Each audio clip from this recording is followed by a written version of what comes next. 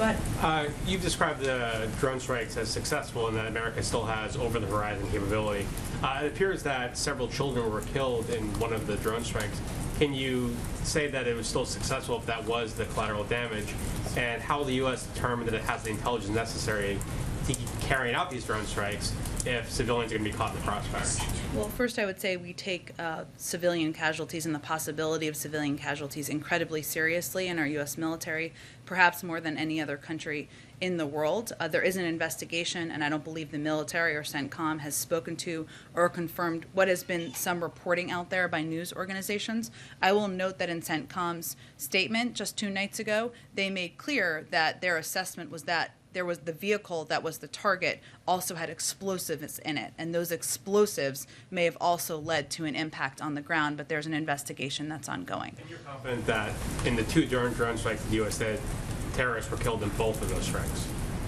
I believe that's the assessment that's been put out by CENTCOM. Go ahead, April. 2 subjects, Jim, Afghanistan and Ida. First, I want to start with Ida. When Katrina happened, then President George W. Bush put the Gulf Coast in a special category. And then President Obama, as you remember, you were here at that time, kept it in that category for a while to build it back up. Are we at that point now where some parts of the Gulf Coast, specifically New Orleans and that area, will be placed in another category to help rebuild yet again because of the devastation of Ida?